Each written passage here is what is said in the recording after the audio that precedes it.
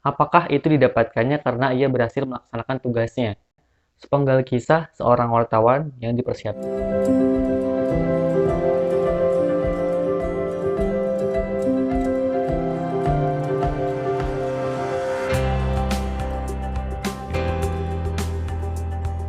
Halo teman Sebaik, selamat datang di Sebaik Project, rumah bagi penulis Indonesia. Perkenalkan, nama aku Arif Setiadi, kalian bisa panggil aku Arif atau Adi. Jadi di review kali ini, aku mau bilang terima kasih banyak dulu untuk Republika Penerbit, karena telah memberikan kesempatan kepada kami, khususnya aku, untuk bisa mereview buku kali ini. Buku kali ini yang mau aku review adalah buku terbarunya dari Nuim M. Hayat. Ini bukunya. Buku ini berjudul Assassin, dan ini adalah buku sebuah memoir. Buat kalian yang belum tahu memoir itu apa, memoir adalah sebuah kisah yang paling berkesan atau paling bermakna dalam hidup si tokoh tersebut. Nah, tokoh dalam buku ini ternyata adalah si penulisnya sendiri. Jadi Nuim menceritakan kisah yang paling berkesan dan paling bermakna dalam hidupnya. Ada yang menarik di sini, yaitu ada kutipan di bawah judul bukunya, sepenggal kisah seorang wartawan yang dipersiapkan menjadi pembunuh. Nah, ini yang akan mengawali kisah ceritanya, kisah yang paling berkesan dalam hidup Nuim. Sebelum masuk ke isi bukunya, aku mau review covernya dulu. Buat aku, ini cover yang menarik, karena jujur saja, aku salah satu penikmat cover buku, jadi kalau mau beli buku, aku pasti lihat covernya dulu. Kalau menarik, aku pasti beli. Kalau enggak, ya aku lihat isinya dulu. Kalau isinya berbobot, aku baru beli. Untuk covernya sendiri, ini ada seorang lelaki, dia membelakangi, di sekitarnya ada lalu lalang orang-orang. Ini kayaknya dia lagi di pasar modern gitu, terus ada kamera di pundak kirinya. Ya, cukup memberi kesan seorang wartawan sih. Dan yang paling menarik lagi adalah fotonya ini difilter dengan warna coklat kekuningan. Nah, ini kuningnya, terus ini coklat. Itu menurutku menambah kesan asasinnya. Jadi agak dark, pembunuh kayak gitu sih. Lalu kita balik ke belakang covernya. Itu ada blurb atau kalian biasanya bilang sinopsis. Nah, ini untuk aku pribadi ini cukup jelas. Ya, walaupun nggak terlalu padat, tapi jelas banget bahwa apa yang akan dilakukan Nuim dan apa yang akan terjadi setelahnya. Kayak gitu sih. Dan ini cukup bikin penasaran sih.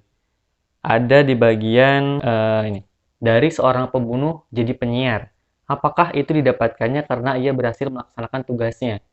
Nah, itu pas aku baca sinopsisnya, aku nambah tertarik dong buat baca isi bukunya.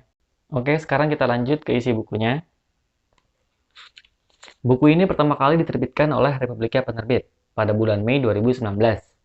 Lalu untuk penulisnya tentu saja Nui Mahmud Hayat dan editornya dari Muhammad Iqbal Santosa dan desain cover dari Resolusi.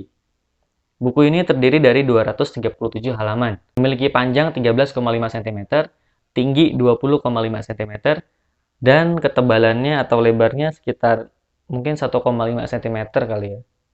Lalu di buku ini ada daftar isinya, terdiri dari 16 bab. Bab yang terakhir itu membahas tentang si penulisnya. Kita masuk ke bab pertama.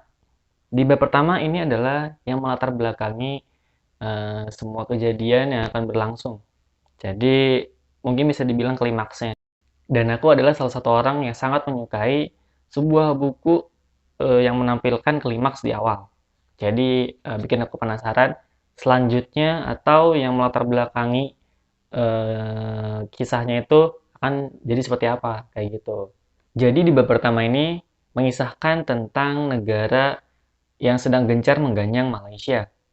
Lalu pada saat itu kolonel dari PPRT memerintahkan Noim untuk melancarkan serangan perang urat syaraf. Jadi semacam saat itu Noim melakukan siaran radio dan dia melakukan tindakan menjelek-jelekan para petinggi di Malaysia. Lalu akhirnya ya ternyata belum cukup menyabotase pembentukan Malaysia kala itu. Akhirnya Kolonel PPRT memerintahkan Noim untuk mempersiapkan dirinya menjadi seorang pembunuh. Nah, di situ yang melatar belakangi kisah selanjutnya. Masuk ke bab 2 itu menjelaskan tentang sejarah assassin. bagaimana terbentuknya, bagaimana proses terjadinya, kemudian akan menjadi seperti apa nantinya, itu berlanjut ke bab 3 dan bab 4. Masuk ke bab 5, karena tugas tersebut Nuim ternyata merasa keberatan. Tentu saja bagaimana tidak, tugas tersebut benar-benar sangat tidak manusiawi. Maka dari itu, akhirnya Nuim merasa terselamatkan karena sebuah kejuaraan lomba renang nasional yang dimana Nuim diperintahkan untuk menjadi seorang pemimpin Persatuan Renang Indonesia Medan. Di bab 6 ini dijelaskan bahwa ternyata Nuim masih belum merasa terselamatkan. Jadi dia berpikir untuk pergi ke London. Saat itu ketika dia masih di Medan, dia melihat surat kabar yang berisi iklan lowongan pekerjaan menjadi seorang penyiar di BBC atau British Broadcasting Corporation di London, Inggris. Lalu masuk ke bab 7, ternyata akhirnya Nuim diterima bekerja di BBC London. Namun ternyata di bab 8 itu dijelaskan Nuim merasa menyesal akan kepergiannya ke London yang malah membuka tabir masa lalunya. Iya, jadi dia keingat kembali akan masa lalunya untuk diperintahkan mempersiapkan dirinya menjadi seorang pembunuh. Mungkin kalau kalian cukup menikmati atau menghayati kisah di dalam buku ini, itu gak akan sadar kalau ternyata alur dalam buku ini adalah maju mundur. Untuk di bab selanjutnya yaitu bab 9, itu alurnya dia mundur. Jadi menceritakan saat-saat masa kuliahnya Nuim, di mana dia merasa terkekang, merasa ingin mengembara ke seluruh negeri. Dan akhirnya dia melakukannya. Dia mengembara ke berbagai negara bahkan benua. Dimulai dari bab 9 itu menceritakan dia berkunjung ke Malaya.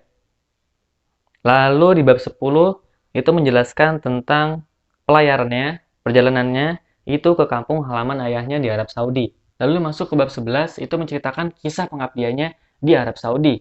Masuk ke bab 12 itu menceritakan sedikit tentang ayahnya. Karena sebelumnya dia melakukan perjalanan ke kampung halaman ayahnya. Jadi kali ini di bab 12 dia menceritakan sedikit tentang ayahnya. Masuk ke bab 13, di sini alurnya maju lagi. Di mana saat itu Nuim melakukan perjalanan umroh dan bertemu dengan salah satu mantan muridnya ketika Nuim saat itu mengajar di Muasyashah kursus bahasa Inggris di tepi Laut Medah di kota Jeddah.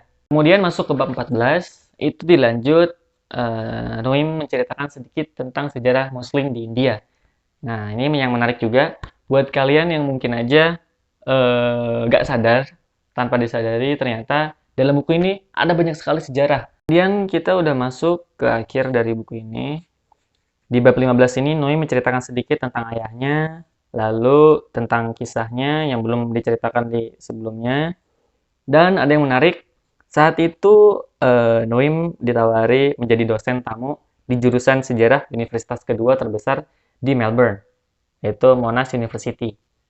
Saat itu di kelasnya ternyata ada mahasiswi yang tunanetra. Selesai kuliah, Nui menghampirinya dan mengatakan bahwa kuliahku itu direkam oleh pihak universitas dan ia bisa saja memperoleh rekaman tersebut.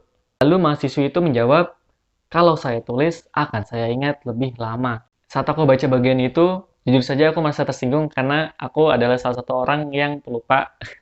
Jadi biar gak lupa, ya ditulis.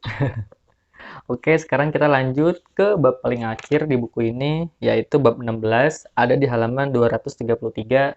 Itu menceritakan tentang penulisnya, jadi rangkuman seputar penulisnya dari kisah yang udah tadi aku ceritain.